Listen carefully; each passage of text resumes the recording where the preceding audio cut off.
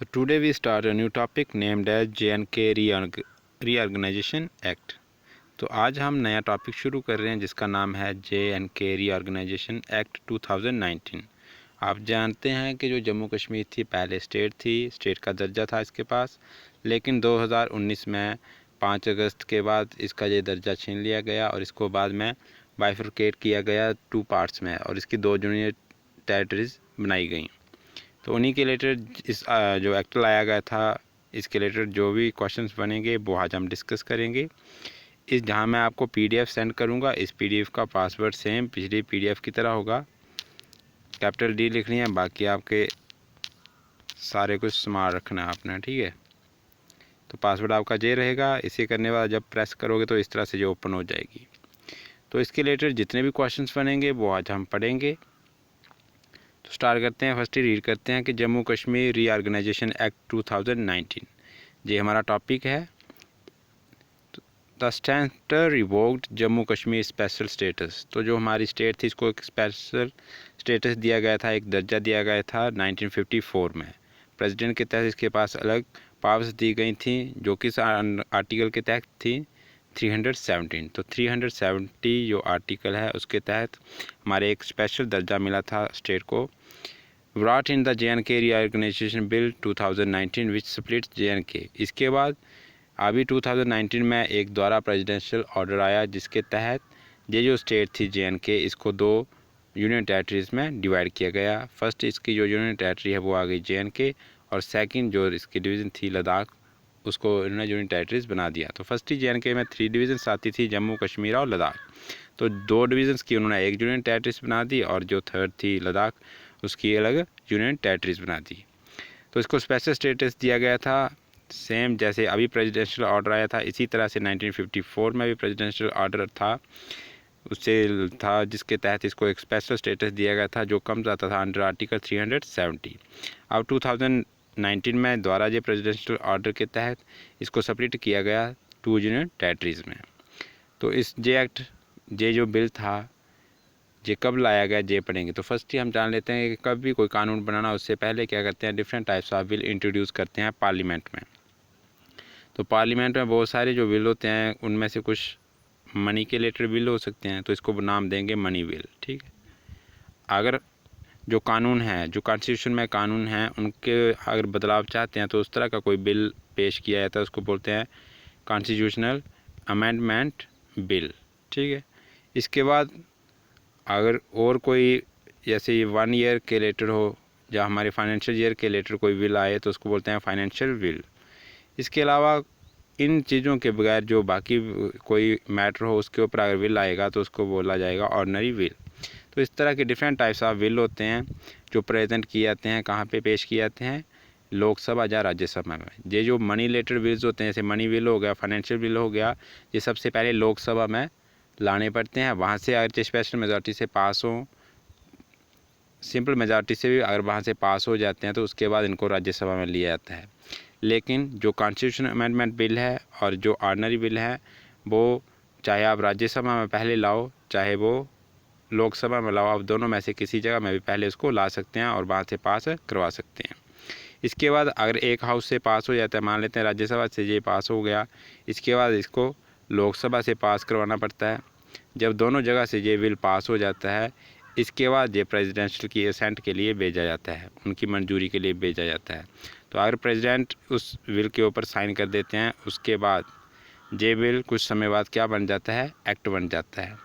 तो इसी तरह से 5 अगस्त को ये जो रीऑर्गेनाइजेशन का बिल था 5 अगस्त 2019 को ये बिल राज्यसभा में पेश किया गया था और इसी दिन ये बिल पास करवा दिया वहाँ से, जहाँ पे वो MP या MLC के जो मेंबर होंगे वो इस बिल को स्पेशल मेजॉरिटी से पास कर दिया 5 अगस्त को ही। 5 अगस्त के दिन ही वे राज्यसभा में पेश किया और वहीं से ये इसी दिन पास हो गया, इसको मंजूरी मिल गई। सो नेक्स्ट डे जो था 6 अगस्त 2019 को, 6 अगस्त 2019 को ये फिर कहाँ से ले गए, लोकसभा में पेश किया और उस वहाँ से भी ये पास करवा दिया। 5 अगस्त को राज्यसभा में पेश किया था, वहाँ से इसको मंजूरी मिल गई, पास हो गया। 6 अगस्त को ये लोकसभा में पेश किया, वहाँ से भी ये पास हो गया। तो दोनों हाउसेज से पास होने के बाद 9 अगस्त को 2019 को इसकी प्रेसिडेंट की भी असेंट मिल गई, उन्होंने भी इसको मंजूरी दे दी, इस बिल को पास कर दिया, जिसके बाद ये एक्ट बन गया। कब बना?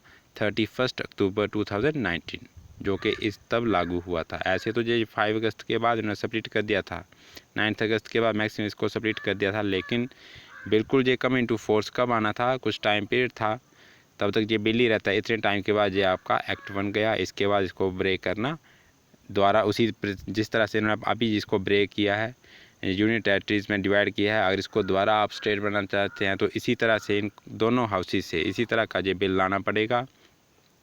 दोनों हाउसेज से अगर पास हो जाता है, फिर प्रेसिडेंट की अगर असेंट मिल जाती है तो दोबारा इनको स्टेट का दर्जा दिया जा सकता है। तो सेम प्रोसेस दोबारा रिपीट करना पड़ेगा। तो कब ये इफेक्ट में आया? 31 अक्टूबर 2019। उसके बाद ये डिवाइड हो गई थी कम्प्लीटली 2 यूनियन टेरिटरीज़ में। तो under this act the special status of JNK state was revoked, ख़त्म हो गया था जो उनका स्पेशल स्टेटस था, जो कम था अंडर 370। बिल्कुल चेंज नहीं हो गया, टोटली वो ब्रेक नहीं है, सिर्फ उसमें कुछ मॉडिफिकेशन की गई हैं, उसी में कुछ चेंजेस की गई हैं। By presidential order suspending the 1954 presidential order. तो जो नया अभी जो ऑर्डर आया था 2019 में, तो इसने जो पिछले वाला ऑर्डर था 1954 में जो प्रेसिडेंट ऑर्डर था, उसी के ऊपर इन्हें सुपरसीड किया है। तो अब जो 2019 आया उसके कारण ये वाला उनका स्टेटस ले लिया गया है। जैसे पहले प्रेसिडेंशियल के ऑर्डर के कारण इनको स्पेशल स्टेटस मिला था, इसी तरह से अब 2019 में जब ऑर्डर आया, न्यू ऑर्डर आया, स्पेशल स्टेटस जो था वो रिवोक हो गया है। तो दिल्ली एग्रीमेंट, और ये मेनली डायरेक्ट यहीं से क्यों पास हो गया, राज्यसभा और लोकसभा से। अगर हमारी स्टेट में लेजिस्लेटिव असेंबली होती और कोई गवर्नमेंट होती, स्टेट गवर्नमेंट होती, तो जब भी किसी स्टेट का दर्जा लेना हो, या उसके नाम में या उसकी जो टेरिटरीज उसमें चेंजेस करनी हो, तो पहले उसी स्टेट में से वो बिल पास करवाना पड़ता है। तो उसके बाद जहाँ अगर वो स्टेट की लेजिस्लेटिव असेंबली से पास हो जाए, उसके बाद ये इंट्रोड्यूस किया जाता है राज्यसभा या लोकसभा में। लेकिन इस समय हमारी स्टेट में उस समय कोई भी लेजिस्लेटिव असेंबली नहीं थी, कोई भी पार्टी गवर्नमेंट सेटअप नहीं थी, इस कारण डायरेक्ट जे कहाँ पे पेश किए गए? राज्यसभा और लोकसभा में, और डायरेक्ट इन्हीं की रिकमेंडेशन से ये बिल पास हो गया। नहीं तो पहले वहाँ की जो स्टेट की लेजिस्लेटिव असेंबली होगी, वहाँ से वो बिल पास करवाने के बाद फिर पार्लियामेंट में पेश किए जाते हैं। तो Delhi agreement 1952 between Jawaharlal Nehru ji and Sheikh Abdullah regarding the position, constitution and status of JNK। तो ये एग्रीमेंट हुआ था, किसके बीच में हुआ था? श्री जवाहरलाल नेहरू जी उस समय के जो प्रधानमंत्री थे, और शेख अब्दुल्ला जी जो जहाँ के चीफ मिनिस्टर चुने गए थे उस समय, जो प्राइम मिनिस्टर जहाँ के थे पहले JNK स्टेट के। 1965 के बाद ये जो प्राइम मिनिस्टर का स्टेटस था, इसको चेंज करके चीफ मिनिस्टर में चेंज किया गया था। Implemented by president 1950। तो इनके आधार पर ये जो एग्रीमेंट समझौता हुआ था दोनों के बीच में, उसी के दौरान उनके जरिए ही 1954 में प्रेसिडेंशियल ऑर्डर मिला था और JNK को एक स्पेशल स्टेटस दिया गया था। तो 2019 में ये स्टेटस ख़त्म हो गया। तो द यूटी ऑफ JNK, तो आपको मालूम है अब जो JNK स्टेट में जो यूटी आ रही है, इसमें कितनी डिस्ट्रिक्ट रहेगी? 20 डिस्ट्रिक्ट। इससे पहले अगर जब स्टेट थी तो उसमें 22 आती थी, जिनमें 20 डिस्ट्रिक्ट जम्मू और कश्मीर की थी और लद्दाख की 2 डिस्ट्रिक्ट थी।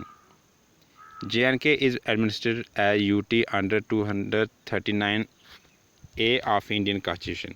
तो अब जो JNK का जो एडमिनिस्ट्रेटर है, ये किसके अंडर आता है? UT का 239A आर्टिकल, 239A आर्टिकल के तहत इसको चलाया जा रहा है।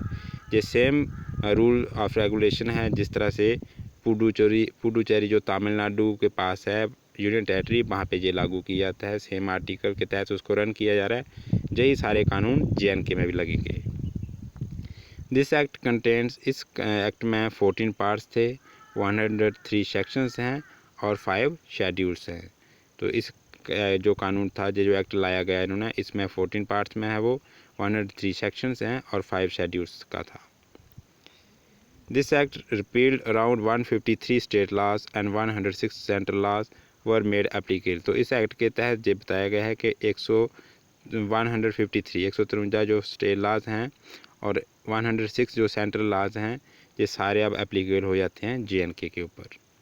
पहले जो डिफरेंट कॉन्स्टिट्यूशन था JNK का, लेकिन जब ये यूटीज़ में कन्वर्ट हो गए हैं तो सेम जो प्रोसेस पुडुचेरी में अप्लाई किया जाता है, वही अब JNK की जो यूनियन टेरिटरी है वहाँ पे अप्लाई किया जाता है।